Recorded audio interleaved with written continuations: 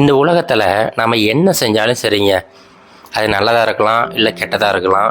என்ன செஞ்சாலையும் அது மறுபடியும் நம்மக்கிட்டே வந்து சேரும் அப்படிங்கிறது தான் கர்ம பலன் அப்படிங்கிறது. இதில் நிறைய பேருக்கு நம்பிக்கை இருக்கலாம், நிறைய பேருக்கு நம்பிக்கை இல்லாமல் இருக்கலாம். உண்மையிலேயே அந்த கர்ம பலன் அப்படிங்கிறது என்ன, அந்த கர்ம பலன் அப்படிங்கிறது இந்த உலகத்தை எப்படி ஒரு சமநிலையில் வச்சிருக்குது அப்படிங்கிறத உணர்த்துறதுக்காக ஒரு சின்ன கதை ஒன்று பார்ப்போம். முன்னொரு காலத்தில் ஒரு ஊரில் ஒரு விவசாயி ஒருத்தர் வாழ்ந்துக்கிட்டு வந்தார். பொதுவாகவே விவசாயம் சொன்ன உடனே ஒரு ஏழை விவசாயின்னு சொல்லிக்கிட்டு இருப்போம். ஆனால் இந்த கதையில் இந்த விவசாயி ஒரு பெரிய பணக்காரராக இருக்கிறாரு. அவருக்கு நிறைய நிலங்கள் இருக்குது.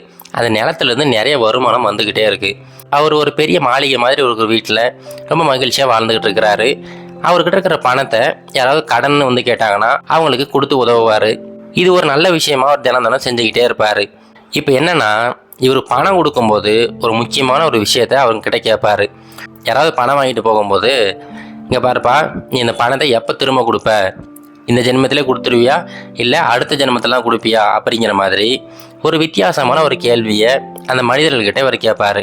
இப்போ நிறைய மனிதர்கள் ரொம்ப நேர்மையாக இருக்கிறவங்க என்ன சொல்லுவாங்கன்னா, ஐயா நீங்கள் வந்து வட்டி இல்லாமல் கடன் கொடுத்துருக்கீங்க, கண்டிப்பாக என்னால் முடிஞ்ச வரைக்கும் இந்த வாழ்நாள் முடியறதுக்குள்ளே இந்த கடனை ஃபுல்லாக அடைச்சிருவாங்க அப்படின்னு சொல்லிட்டு போவாங்க.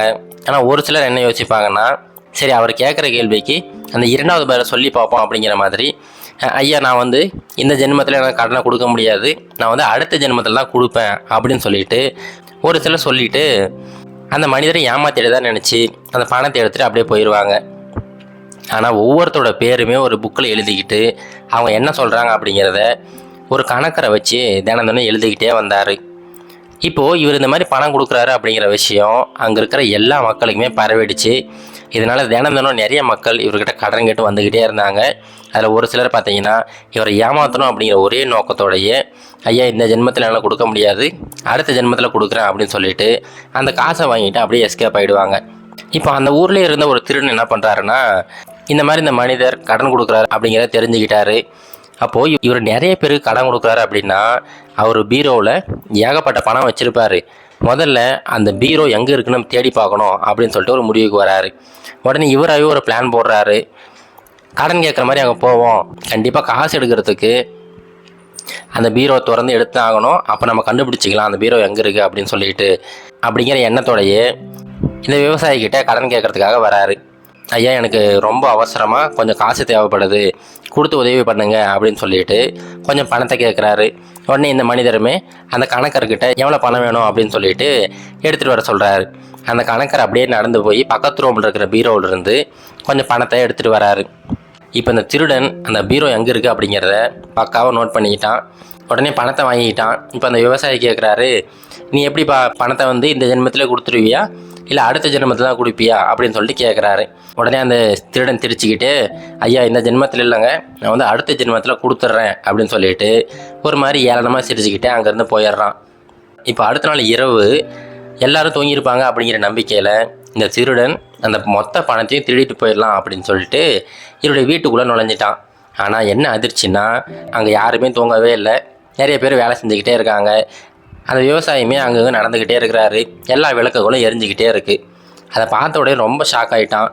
வேக வேகமாக எங்கேயாவது போய் மறைஞ்சிக்கணுமே அப்படின்னு சொல்லிட்டு பக்கத்தில் இருக்கிற எருமை தொழுவத்தில் போயிட்டு இருட்டாக இருக்கிற இடத்துல ரொம்ப அமைதியாக போய் அப்படியே பதுங்கிட்டான். கொஞ்சம் நேரம் கழித்து யாரோ பேசுகிற மாதிரி சத்தம் கேட்குது. ஐயோ யாரோ வந்துட்டாங்க போலையே அப்படின்னு சொல்லிட்டு அப்படியே பயத்தில் நடுங்கிக்கிட்டு இருக்கிறான். ஆனால் என்ன ஆச்சரியம் அப்படின்னா, அங்கே எந்த மனிதர்களுமே இல்லை. அப்போ பேச்சு சத்தம் மட்டும் எங்கேருந்து கேட்குது அப்படின்னு சொல்லிட்டு நல்லா சுற்றியும் உத்து பார்த்துக்கிட்டு இருக்கான். அப்போ தான் அவனுக்கு புரியுது, அங்கே இருக்கிற 2 எருமைகள் பேசிக்கிட்டு இருக்குதுங்க. இப்போ ஒரு எருமை இன்னொரு எருமைகிட்ட, என்னப்பா நீ இன்றைக்கி தான் வந்தியா அப்படின்னு சொல்லிட்டு விசாரிக்குது. அதுக்கு அந்த எருமை சொல்லுது, ஆமாப்பா இன்றைக்கி தான் என்னை வாங்கிட்டு வந்தாங்க, நீ எவ்வளோ காலமாக இருக்க அப்படின்னு சொல்லிட்டு இன்னொரு எருமையே கேட்குது. அதுக்கு அந்த எருமை சொல்லுது, அட நீ வேறப்பா, நான் வந்து கடந்த 3 வருஷமாக இங்கே தான் இருக்கிறேன், இது வந்து என்னுடைய பிறவி பலன், வேறு வழியே கிடையாது, நான் கடைசி வரைக்கும் என்னுடைய உழைப்பு ஃபுல்லாக இவருக்கு மட்டும்தான் சேரும் அப்படின்னு சொல்லிட்டு அந்த எருமை சொல்லுது. உடனே பக்கத்தில் இருக்க எருமை கேட்குது, எப்படிப்பா சொல்கிற, ஏன் அப்படி சொல்கிற அப்படின்னு சொல்லிட்டு கேட்குது. அதுக்கு இந்த எருமை சொல்லுது, அது ஒன்றும் இல்லைப்பா, நான் வந்து போன ஜென்மத்தில் இவர்கிட்ட கடன் வாங்கியிருந்தேன், அந்த கடனை வந்து எப்படி கொடுக்கக்கூடாது அப்படிங்கிற முடிவில் அடுத்த ஜென்மத்தில் கொடுக்குறேன் அப்படின்னு சொல்லிட்டு அவர் ஏமாற்றிட்டு இந்த ஊரை விட்டே போயிட்டேன். அதனால என்னாச்சுன்னா, இந்த ஜென்மத்தில் நான் வந்து எருமையாக பிறந்துட்டேன். எருமையாக பிறந்து என்னுடைய வாழ்நாள் முழுவதுமே அவருக்காக உழைச்சி அந்த கடனை கழிக்கணும் அப்படின்னு சொல்லிட்டு, இந்த ஜென்மத்தை நான் உழைச்சிக்கிட்டு இருக்கேன்ப்பா, வேறு வழியே இல்லைப்பா அப்படின்னு சொல்லிட்டு ரொம்ப சோகமாக அந்த எருமை சொல்லிக்கிட்டு இருக்கு. இப்போ அந்த திருடனுக்கு அந்த எருமைகள் பேசுகிறது எல்லாமே ரொம்ப தெளிவாக புரிஞ்சிருச்சு. உடனே அந்த திருடனுக்கு ஒரு பெரிய ஞானோதயமே வந்துருச்சு. உடனே பொறுமையாக அங்கேருந்து எழுந்து வேக வேகமாக வெளியில் ஓடிட்டான். இப்போ அடுத்த நாள் காலையில் சீக்கிரமாகவே எழுந்து, இதுக்கு முன்னாடி இவர்கிட்ட காசு வாங்கினா பார்த்தீங்களா, அந்த காசை எடுத்துக்கிட்டு இந்த மனிதரை சந்திக்கிறதுக்காக வரான். வந்தவன், ஐயா தயவு செஞ்சு என்னை மன்னிச்சிடுங்க, இந்த மாதிரி நீங்கள் போட்டுக்கிற கண்டிஷனை பயன்படுத்தி நான் உங்களை ஏமாற்றலாம்னு நினச்சி இந்த பணத்தை வாங்கிட்டு போயிட்டேன். தயவு செஞ்சு இந்த பணத்தை நீங்களே வச்சுக்கோங்க, அந்த நோட்டு புத்தகத்துலேருந்து என்னோடய பேரை மட்டும் அழிச்சிருங்க அப்படின்னு சொல்லிட்டு ரொம்ப மன்றாடி கேட்டுக்கிட்டு அந்த பணத்தை திரும்ப கொடுத்துட்டு போயிடுறான். இப்போ இந்த கதை பார்த்தீங்கன்னா ஒரு கற்பனை கதை தான். ஆனால் உண்மையிலேயே நம்மளுடைய வாழ்க்கையில் நடக்கிற ஒவ்வொரு விஷயங்களுமே நம்ம இதுக்கு முன்னாடி செஞ்ச ஏதோ ஒரு விஷயத்தோட பிரதிபலிப்பாக தான் இருக்கும். அது நல்லதாக இருக்கலாம், இல்லை கெட்டதாக இருக்கலாம். எது செஞ்சாலும் சரி, அது ஒரு பூமராங் மாதிரி கண்டிப்பாக நம்மளை வந்து சேரும். அது வர்றதுக்கு கொஞ்சம் டைம் எடுக்கலாம். கண்டிப்பாக நம்ம செய்கிற எல்லா செயல்களுக்குமே அதற்கான பலன் நம்மளை கண்டிப்பாக வந்து சேரும். இதுக்கு ஒரு நல்ல உதாரணம் என்னென்னு பார்த்தீங்கன்னா, ஒரு ரோஜாப்பூவை எடுத்துக்கலாம். ஒரு ரோஜாப்பூ மஞ்சள் நிறத்தில் இருக்குது அப்படின்னா, அந்த ரோஜாப்பூ மற்ற எல்லா நிறங்களுமே உள்ளே வச்சுக்கிட்டு அந்த மஞ்சள் நிறத்தை மட்டும் பிரதிபலிக்குதுன்னு அர்த்தம்.